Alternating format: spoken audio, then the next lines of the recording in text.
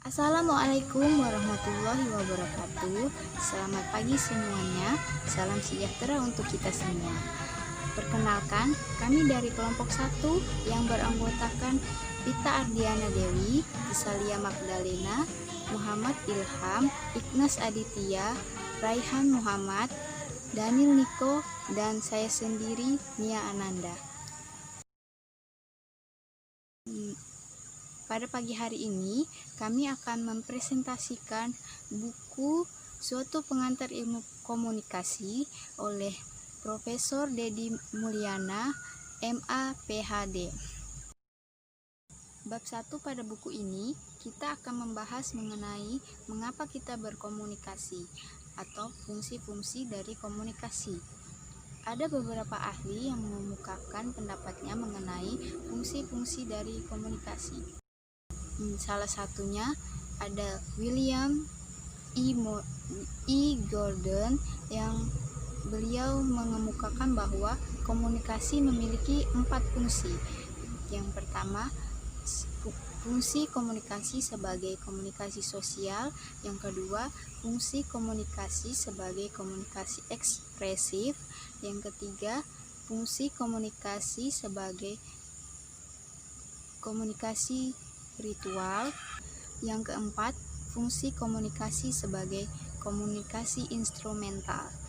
Selanjutnya, untuk penjabaran dan penjelasan mengenai fungsi-fungsi tersebut akan disampaikan oleh teman-teman saya yang lainnya. Fungsi pertama, komunikasi sosial. Fungsi komunikasi sebagai sosial mengisyaratkan bahwa berkomunikasi penting untuk mengandung konsep diri, aktualisasi diri, dan keberlangsungan hidup. Pembentukan konsep diri.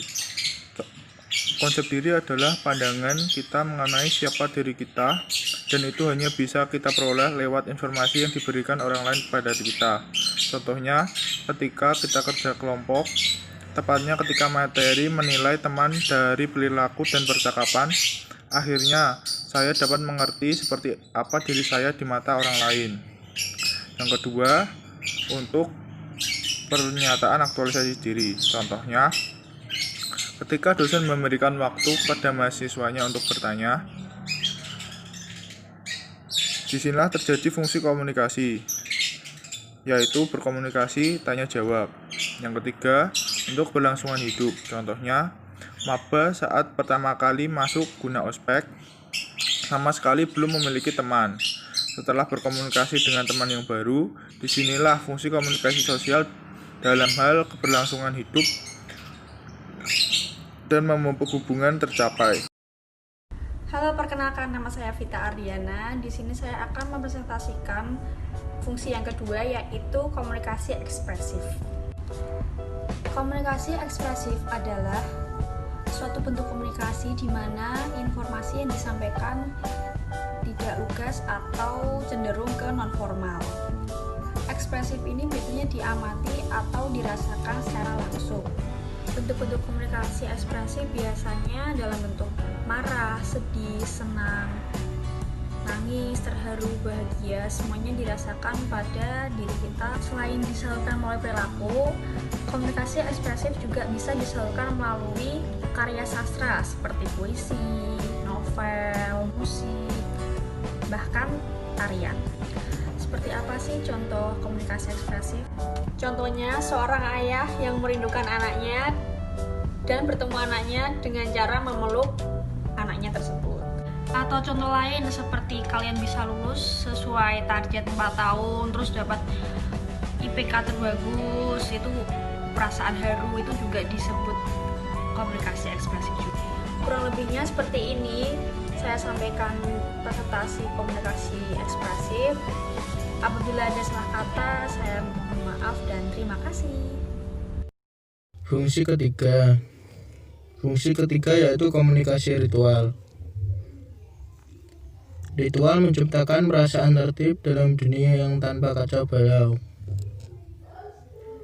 Komunikasi ritual erat kaitannya dengan komunikasi ekspresif yang bersifat kolektif, ekspresif, berkomitmen, dan mistik.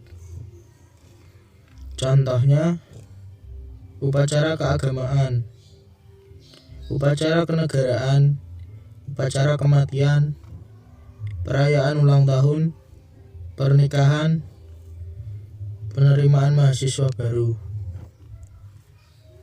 Contoh kegiatannya yaitu ketika lebaran tiba, pasti selalu pergi ke kampung halaman untuk bersilaturahmi.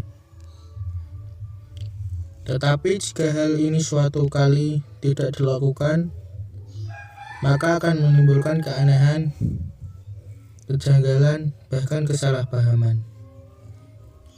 Sekian dan terima kasih.